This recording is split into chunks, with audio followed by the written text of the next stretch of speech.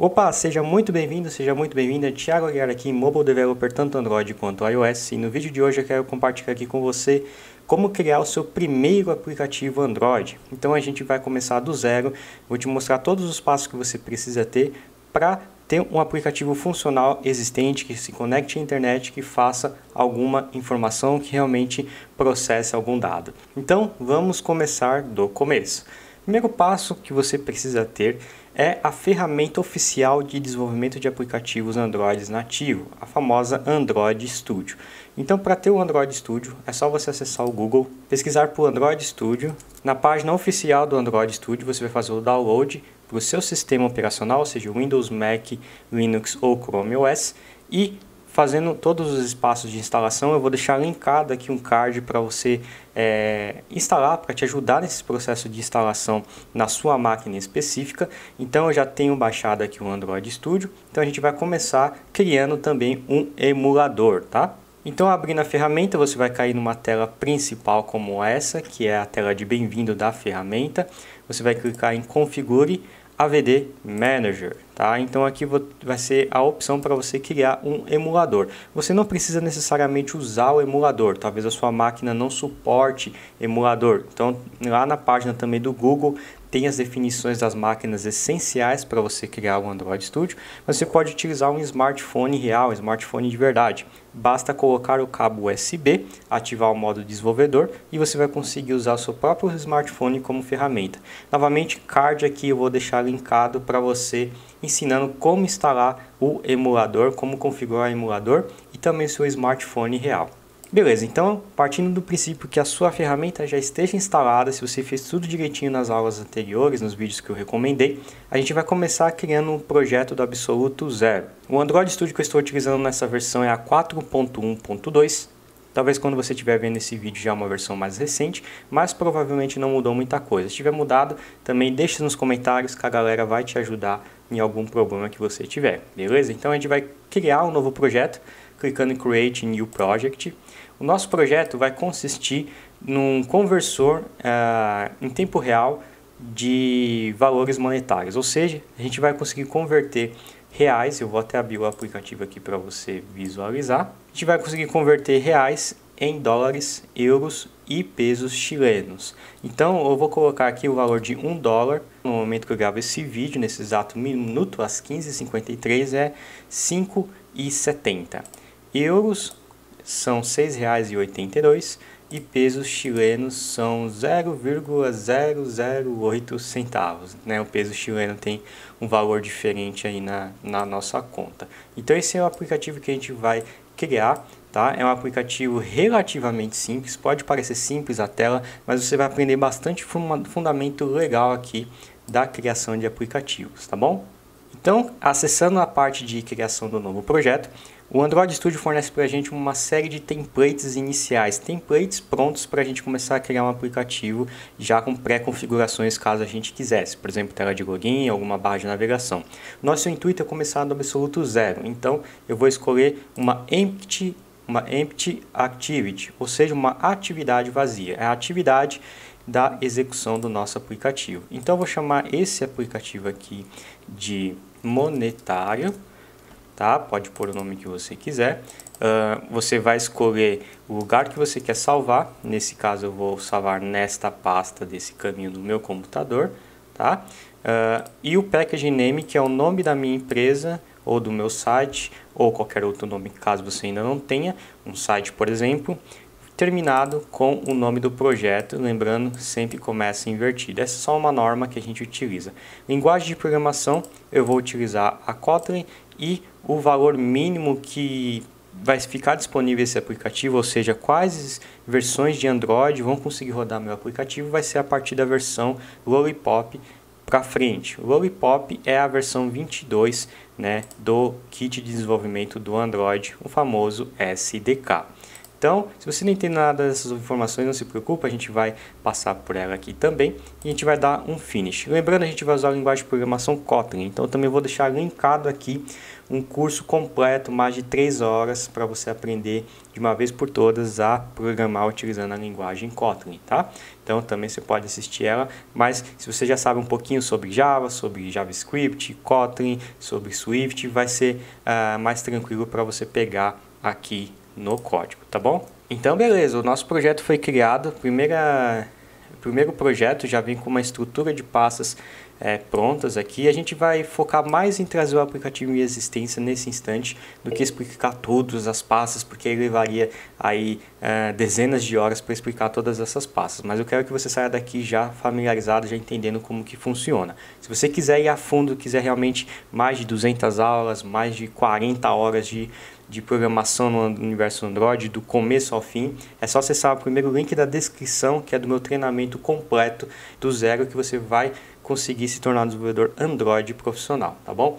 Então, dados os recados, feito o jabá aqui também, a gente vai começar a desenhar nossa primeira tela.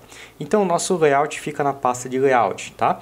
Aqui dentro, todos os layouts do Android são construídos, no momento que eu gravo esse vídeo, utilizando a linguagem XML, tá? Que é uma estrutura onde a gente tem os componentes e as propriedades desse componente, como cores, tamanho de textos, entre outras informações legais que tem do XML também. Então eu vou abrir esse Activity Main, ou seja, a atividade principal, por isso Activity Main, que é a nossa tela inicializadora, tá? Abrindo essa tela, clicando aqui nas abas de Code, você pode ver só o código fonte, Split, você vê o código fonte mais um preview, né, um editorzinho para você ver como ficaria, e tem o design, que é só o editor gráfico usando a ferramenta do Android Studio. Então a gente vai usar o editor gráfico para ser mais rápido, para você também entender os componentes que a gente vai utilizar. Depois, com o tempo, você vai se especializando e entendendo como que funciona a construção de layout, escrever no XML, tá bom? Então, se a gente rodar o nosso aplicativo, clicando em Run App, aqui no menu em cima tem o seu Run App, ele vai criar o app e vai inicializar com essa palavra Hello World aqui no meio, tá? Então tá lá Hello World e ele tem uma barra superior chamada de monetário, que é o nome do aplicativo. Essa barra é do tema principal do Android. Quando você vai desenvolvendo, você consegue remover, adicionar outras, mas por hora a gente vai usar o padrão que o Android está fornecendo para a gente, tá? Então nosso objetivo é criar uma tela onde a gente consiga dar um input de dados para você entender esses fundamentos de input e a gente ter uma resposta vindo de um servidor onde a gente consiga buscar dados reais na internet de verdade. Então a gente vai construir primeiramente esse campo de texto que é o nosso título, tá? Então todos os campos de textos do Android a gente chama de Text View, então é uma visualização de texto, o próprio nome já diz. Eu vou selecionar essa, apertar Delete para apagar a atual e vou segurar e arrastar a primeira, que é a Text View.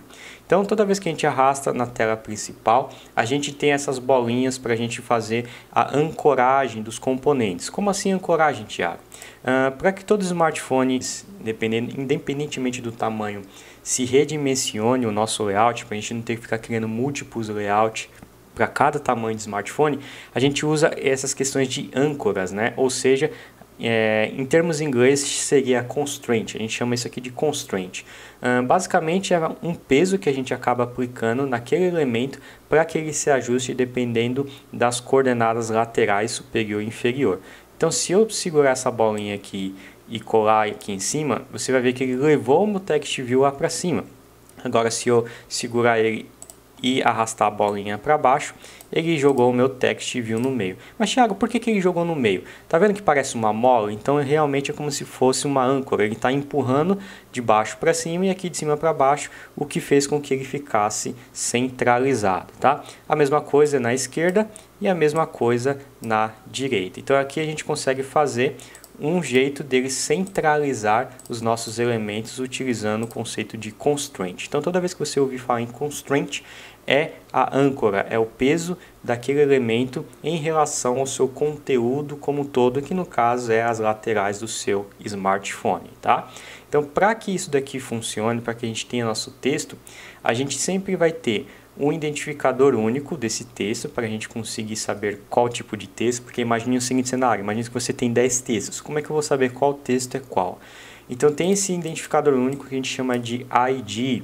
Então o ID você pode dar o nome que você quiser, é só uma referência para você não se perder e saber qual que é o componente que você está trabalhando, tá?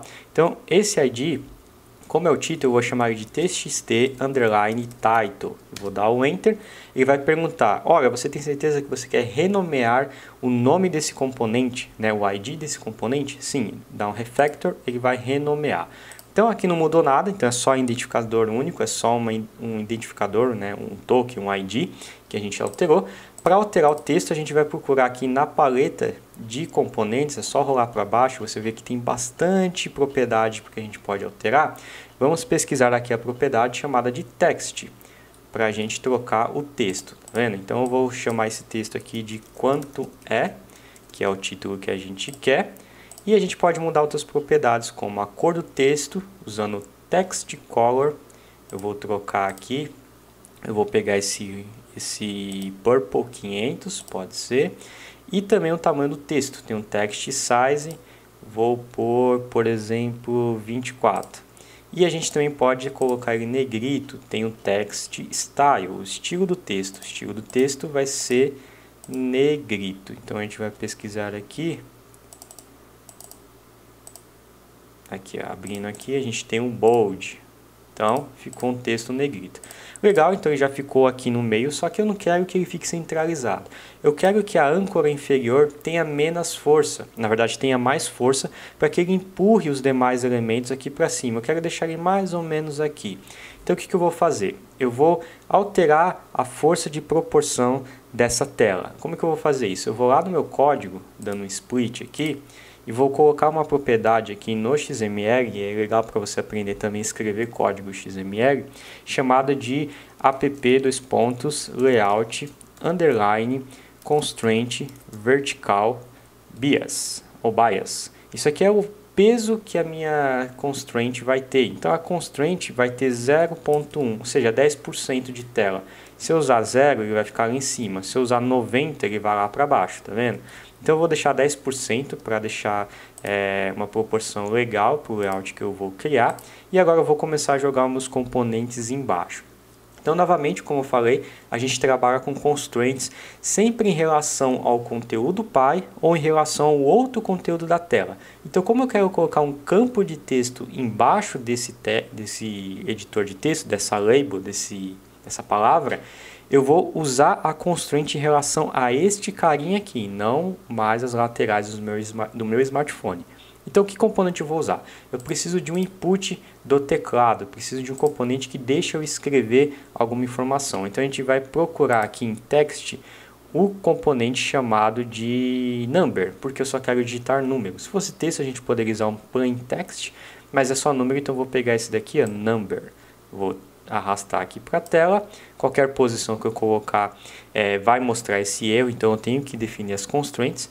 Então, eu quero que ele comece do lado esquerdo, mas eu também quero centralizar na horizontal, então eu vou arrastar para o lado direito e embaixo do quanto é. Então você viu que ele ficou coladinho? Ficou coladinho porque eu preciso adicionar algumas margens, senão fica estranho mesmo. Então aqui no Constraint Widgets a gente tem essa caixa seletora que faz com que a gente altere as propriedades de margem de cada constraint, seja esquerda, direita, cima e baixo.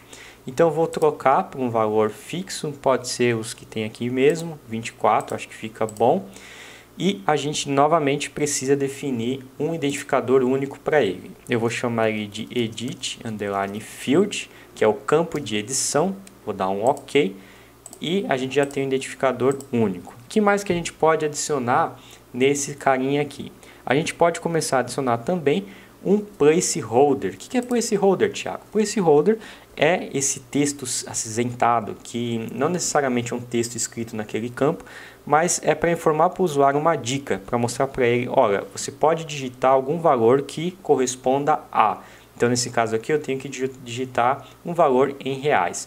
Então, para eu adicionar esse placeholder, que nada mais é do que uma dica para o usuário, a gente vai procurar pela propriedade hint, aqui em H de dica, aqui ó, hint.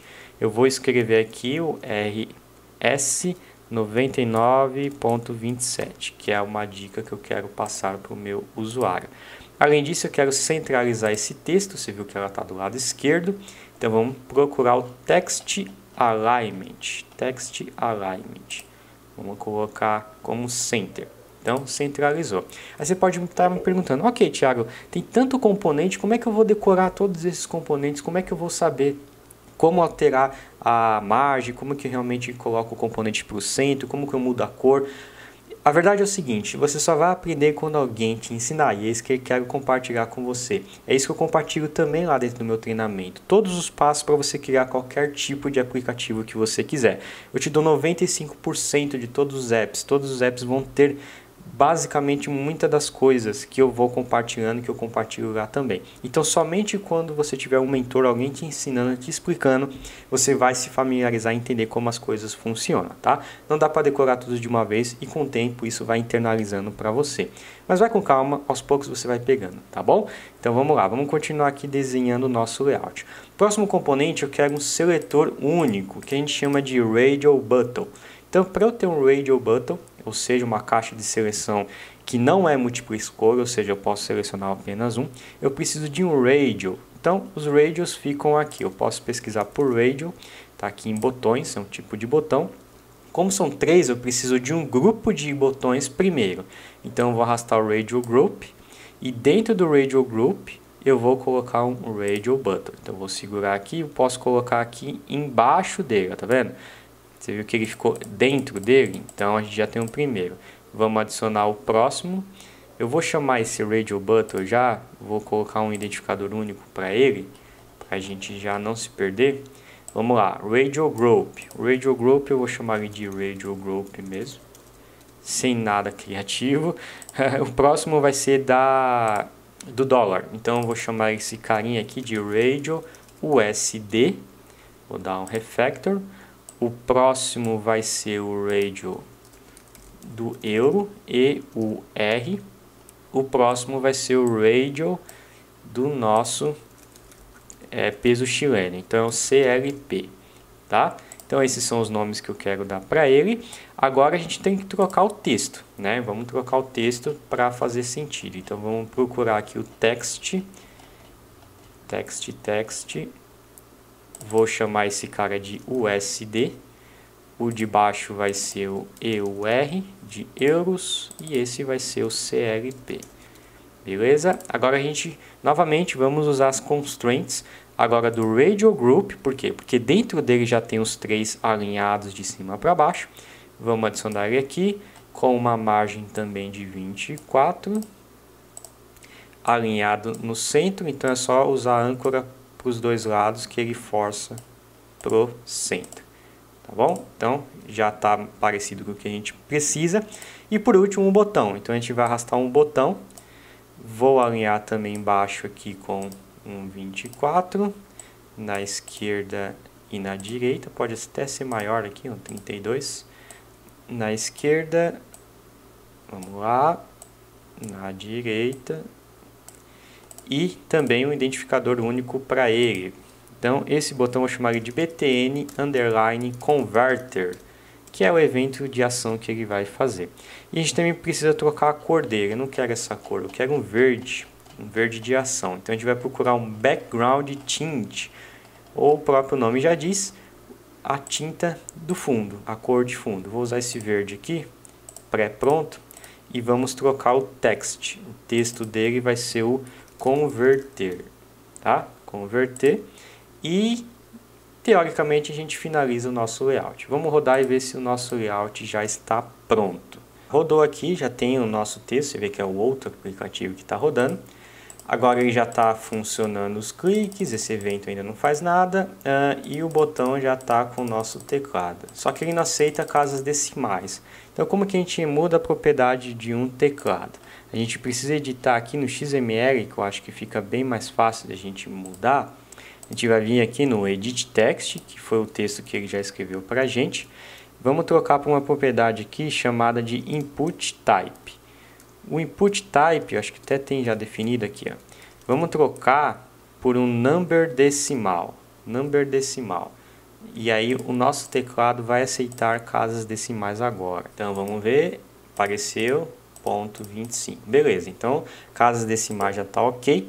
E agora a gente precisa dar vida nesse aplicativo. Está tudo estático, ele não tem funcionalidade, ele não faz absolutamente nada. Inclusive, ele não está começando já selecionando o valor fixo. A gente também precisa arrumar isso daqui. A gente quer que ele já comece checado alguma opção. Então, para a gente fazer isso, é só a gente vir no Radio Group. Vamos procurar por Checked Button. E aqui entra o conceito dos IDs. Lembra que foi importante a gente definir um identificador único para cada elemento? Então agora eu posso fazer uma referência usando o @id para um Radio Button para a gente já pré-selecionar ele. Então eu vou escolher aqui ó, Radio USD. Você vê que ele já fica pré-selecionado. Então os IDs são bons para a gente fazer as referências dentro dos próprios elementos e também agora quando a gente for codificar, né, dar vida ao app, trazer em lógica de programação mesmo, a gente vai utilizar esses IDs para isso. Então agora que começa a mágica, onde a gente começa a codificar o nosso app mesmo. Então vamos lá.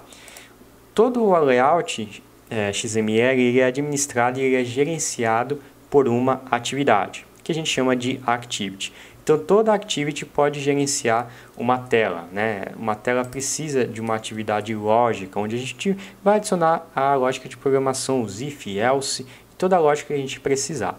Então, aqui nesse arquivo, main activity, onde a gente tem uma classe chamada appcompact, aqui é a classe principal do Android, não se preocupe com isso daqui agora. E aqui tem a definição do nosso layout, que é o activity main, lá do nosso r.layout. Então tá aqui, ó, pasta res, pasta layout activity main. A gente tem a referência aqui do r.layout activity main. Então a gente precisa buscar todos aqueles componentes que estão na unidade estática, que é o XML, e ter uma referência deles aqui na unidade lógica para a gente conseguir manipular ele. Então, por exemplo, se eu quero ouvir um botão clicando, eu preciso desse botão aqui, eu preciso desse objeto botão aqui para mim ter essa referência, tá? Outra coisa que ficou faltando no nosso layout, só interrompendo só um pouquinho, é o nosso resultado, né? Apesar de a gente ter já desenhado tudo ali, faltou desenhar o resultado. O resultado vem aqui embaixo do campo de texto, tá? A gente vai colocar o resultado aqui. Então, primeiro eu vou apagar essa constraint. Eu seguro o Ctrl e clico, aí eu posso dar um delete. Então, eu apaguei essa constraint. Eu vou colocar um outro campo de texto aqui antes de explicar lá a lógica de programação, que é onde a gente vai exibir o resultado da conta, tá? Esse aqui vai ser embaixo desse e esse aqui vai ser embaixo desse. Nossa, ficou um pouco confuso. Vamos dar umas margens aqui. É que eu estou colocando um carinha no meio do jogo. Aí ficou um pouco espremido aqui. Mas era para ter colocado ele antes. Mas tudo bem. Faz parte, a gente vai ajustando aqui.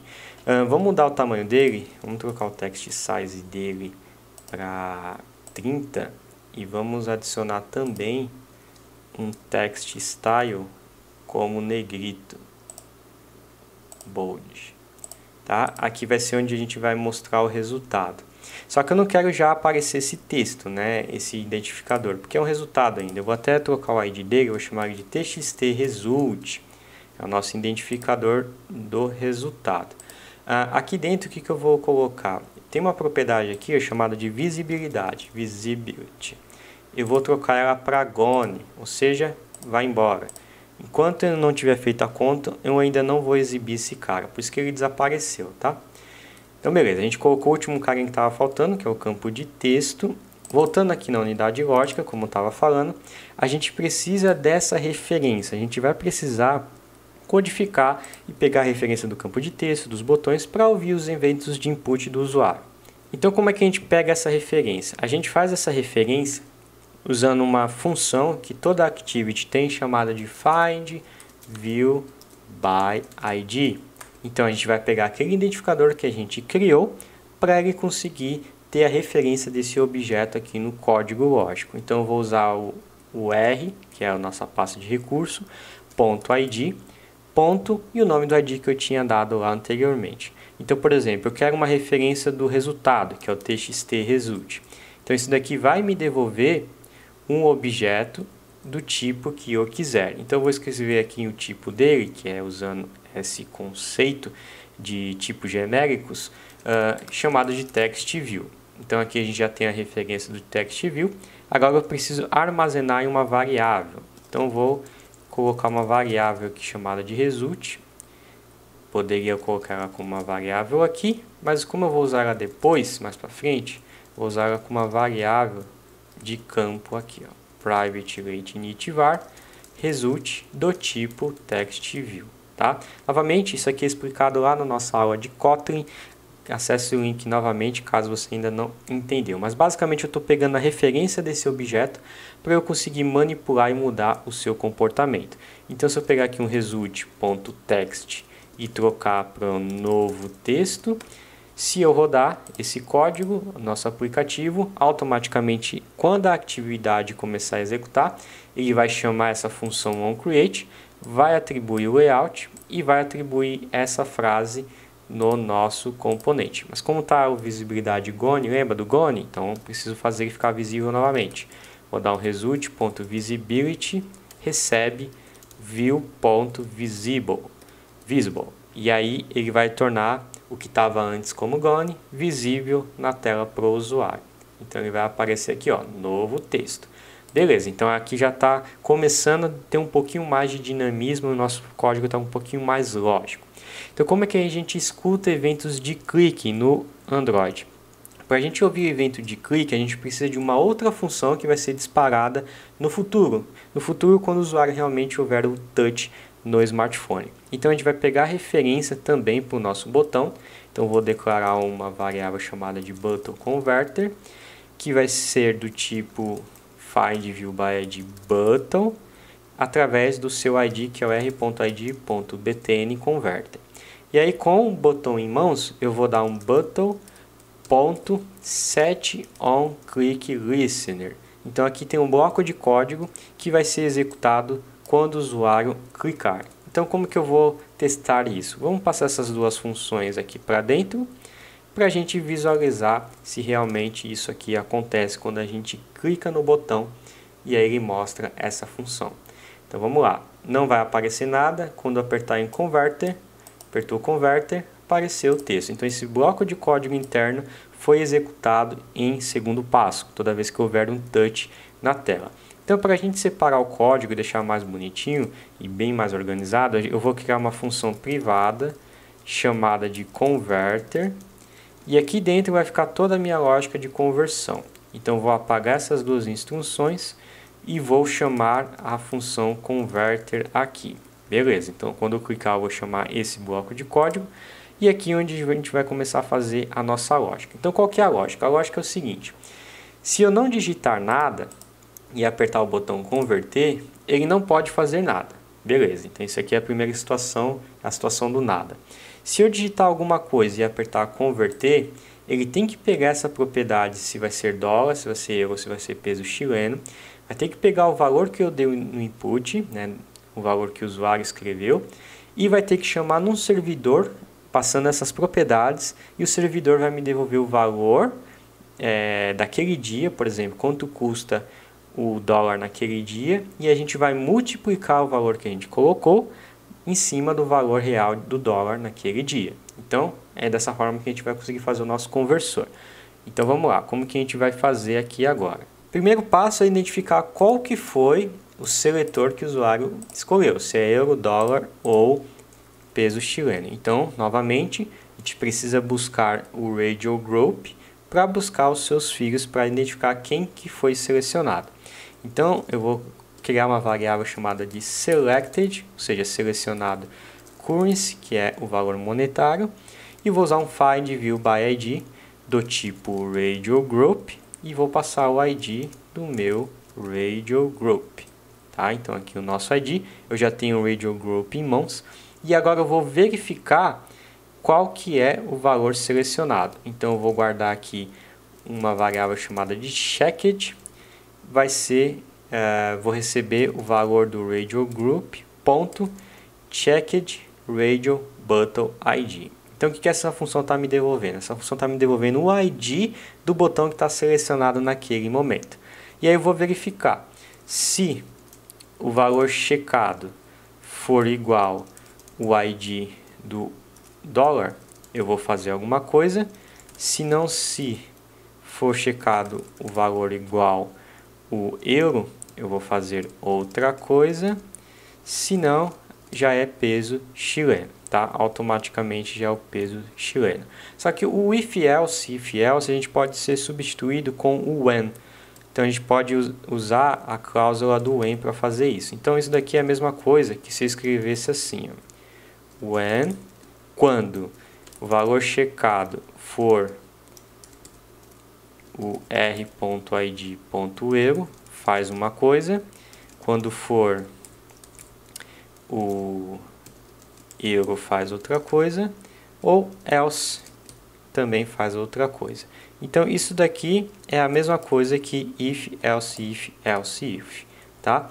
Então o que eu quero fazer? Eu quero guardar o valor que eu selecionei. Então eu vou usar uma variável chamada de currency, que vai receber um valor de texto. Então eu vou guardar aqui como USD, o EUR, que é a sigla do euro, e o CLP, que é a sigla do Chile, tá? Como só tem um bloco de código, uma linha de código dentro desse bloco, eu posso fazer isso daqui em uma linha só, dessa forma, tá? Também vai funcionar.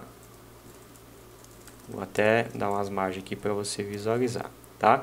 Ou seja, eu estou checando o valor do Radio Group, qual que é o botão que está selecionado, baseado no botão selecionado, eu vou trazer o valor que o usuário selecionou para mandar isso aqui para o servidor, tá? E o servidor vai fazer a conta e vai me devolver.